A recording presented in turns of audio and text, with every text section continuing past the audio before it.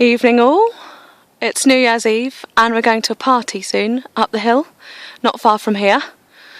And I'm making dessert for 20 people. So I'm going to take you into the kitchen and show you what I'm making. So I am making these amazing, delicious Bliss balls. Before I begin, I'm just going to tell you about this book. It's called Divine Vegan Desserts. And it's the first book I bought when I went vegan. And this cake on the front, Heidi is always asking me, "Mummy, can you make that for my birthday?" That's fully raw, and there's a lot of raw recipes in this book. It's by Lisa Fabry, and yeah, she's amazing. So here you'll see the right amount to make 24. I've done these quite a few times, and they often make more than 24.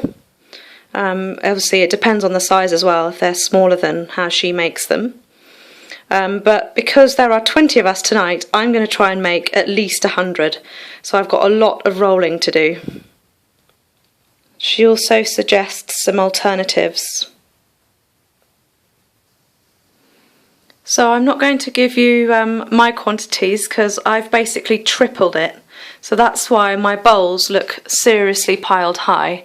There's going to be a large amount of balls here that I'm making. So this is what's going into the ball itself. And then I've prepared all of the toppings that go around the outside of the balls. So I've pre-dry fried my sesame seeds here, so they're extra tasty. And I literally took the coconut straight out of the packet and put it on the plate, ready for rolling.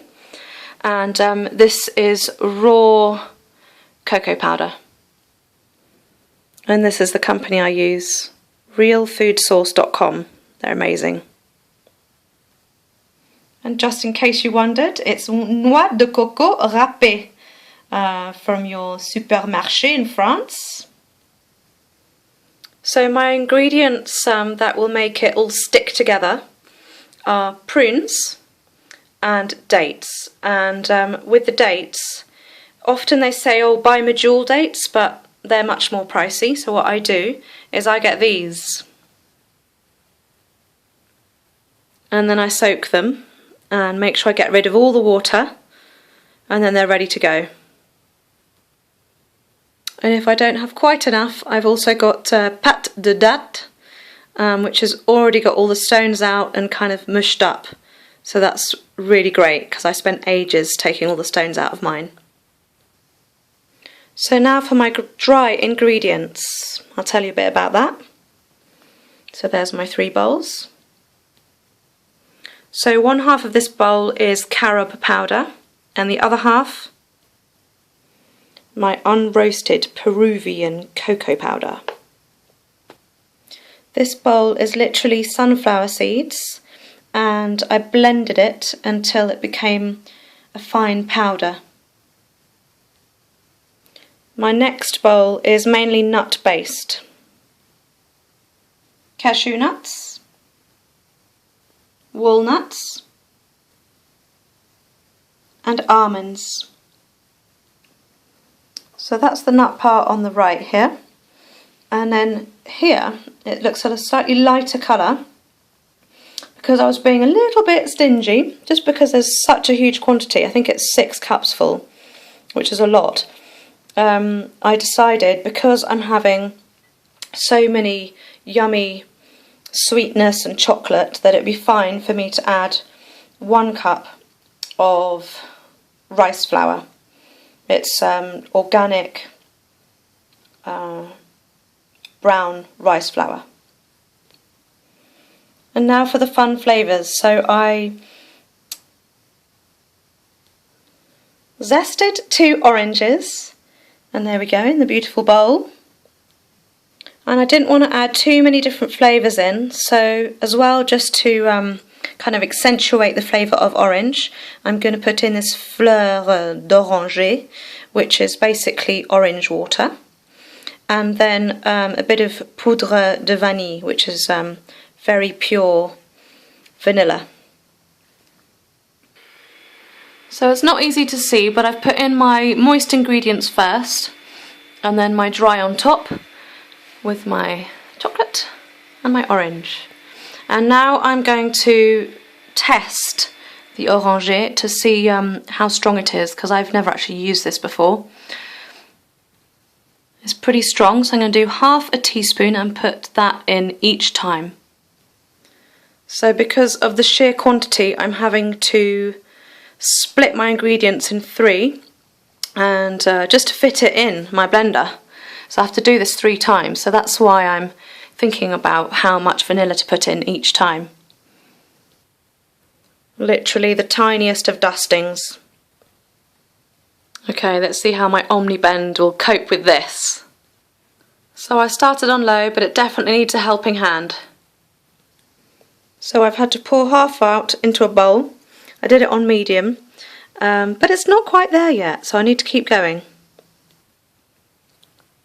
So here we are, a delicious ooey gooey consistency. Now I've got to do that loads more times again. So my blades got pretty sticky at the bottom there. I've just spent ages trying to get it out of the blades. I think I've done it before in a food processor and there's more space around the metal blades and it works better. But I've still got an awful lot there. You can see how big it is. So me and Robin are going to roll those. Time is ticking.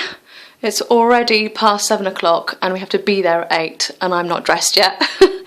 So I'm going to give up with the rest of my ingredients, which are all here, and I'm going to put those to one side and get rolling with all of these lovely toppings.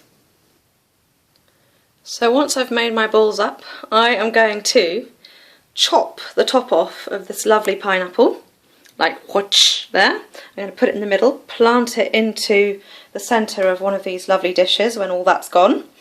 And then I'm going to put my balls out in a beautiful kind of star shape.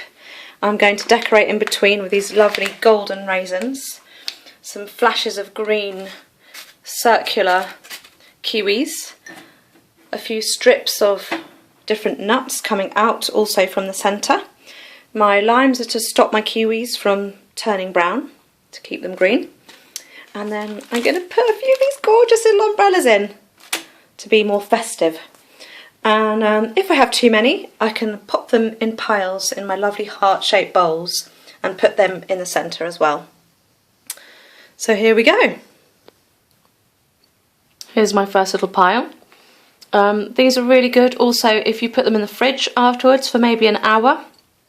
You can do a bit quicker in the freezer, but I'm just going to take these along. And desserts, end of the meal, so they'll go in the fridge when we arrive. Chocolate coated, all done. You'll have to imagine the rest, because I have to go. See you later. Bye.